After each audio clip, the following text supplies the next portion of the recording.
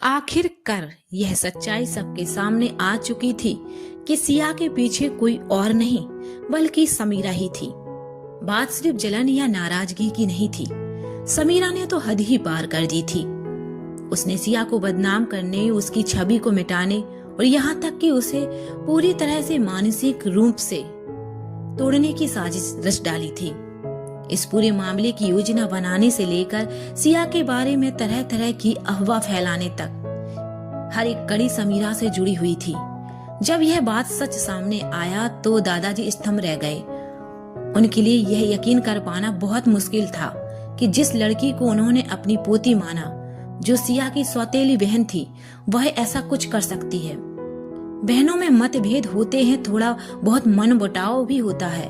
दादाजी बार बार यही सोचकर बेचैन हो रहे थे, पर कोई इतना नीचे कैसे गिर सकता है, यह ख्याल आते ही उनके शरीर में सिरहन दौड़ जाती थी।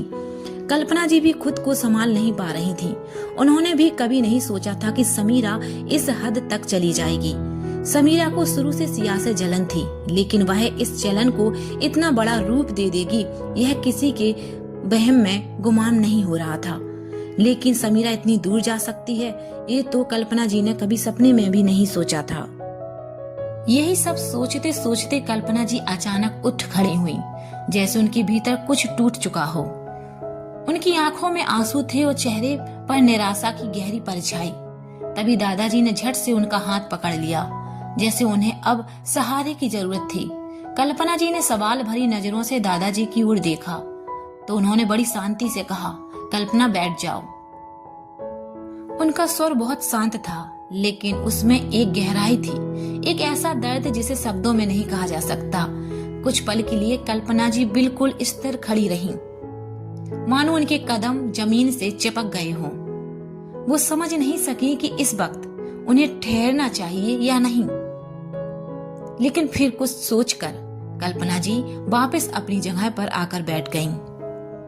हालांकि उनकी आंखों में अब भी सवाल झलक रहा था, और उस पल उनकी निगाहों में सबसे बड़ा सवाल यही था, क्या दादाजी अब इस वजह से कोई बड़ा फैसला लेने को तैयार हैं? कल्पना जी उसी सवाल के साथ दादाजी को देख रही थीं। तभी दादाजी ने उनकी ओर देखकर कहा,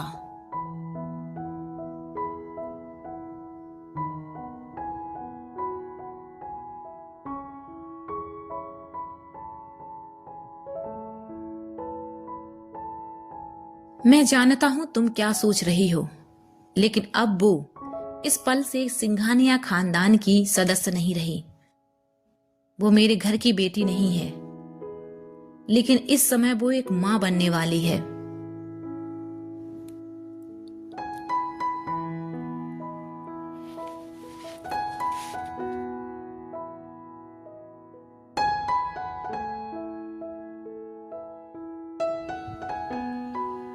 और समीरा को उसके ससुराल वालों के भरोसे भी तो नहीं छोड़ा जा सकता। ऐसे वक्त में एक बाप चाहे कितनी भी मजबूरी हो, हर मुमकिन कोशिश करता है अपनी बेटी की मदद कर सके। फिर समीरा के गर्भ में तो सिंघानिया परिवार का बच्चा पल रहा है। उसका ध्यान रखना अब सबसे ज्यादा जरूरी हो गया है। सब कुछ सुनने और समझने के बावजूद कल्पना जी के चेहरे पर संतोष की कोई झलक नहीं थी। उन्हें देखकर ऐसा लग रहा था जैसे दादाजी का फैसला सुनकर वो पूरी तरह से सहज नहीं है, मानो उनके मन में अभी भी शंका बाकी है, जैसे उन्हें दादाजी की कही बात पर पूरी तरह से विश्वास नहीं हो पा रहा है।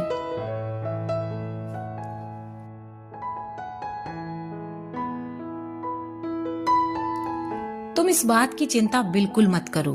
बच्चों के नाम पर मैं कोई ब्लैकमेलिंग नहीं करने वाला।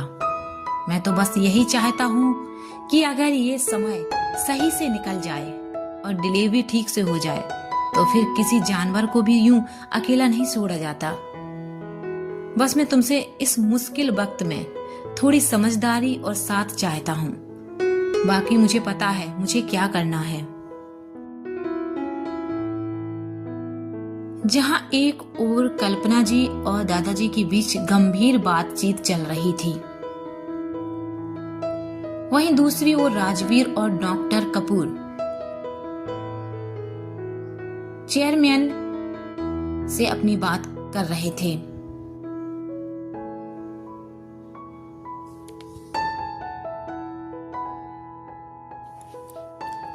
वह उसे समझाने की कोशिश कर रही थी।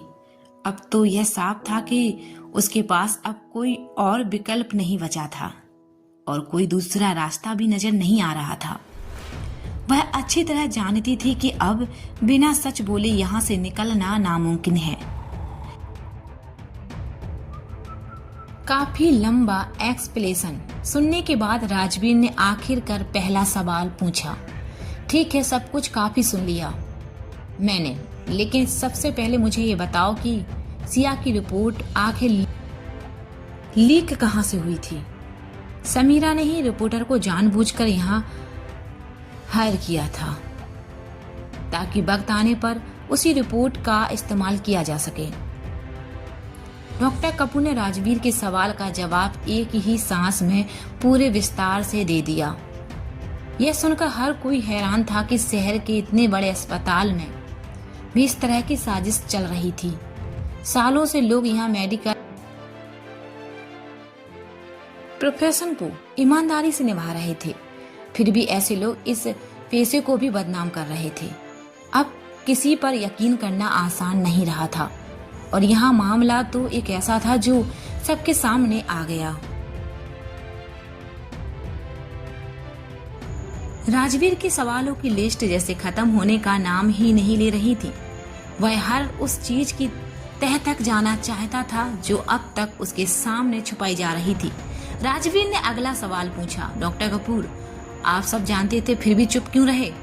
डॉक्टर कपूर ने लंबी सांस लेते हुए जवाब दिया, सर मैंने बहुत कोशिश की, लेकिन जब सिस्टम ही गंदा हो तो एक इंसान की आवाज कितनी दूर जाएगी? समीरा ने सब कुछ बहुत सोच समझ कर किया था। वो लोगों का भरोसा जीत चुकी थी, इसलिए कोई उस पर शक नहीं कर पाया।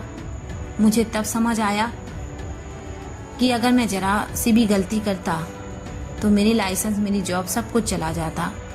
राजवीर ने कड़क आवाज में कहा, भले ही तुम्हारा डर वाजिब हो, लेकिन किसी की जिंदगी से बड़ा कोई डर नहीं होता। डॉक्टर कपूर लगातार रो रही थी, लेकिन जब उनकी बातों को अनसुना किया गया तो सबने कहा, नाराज होते हुए कहा, अब रोने से क्या होगा? तुम्हें ये सब करने से पहले ही सोच लेना चाहिए था।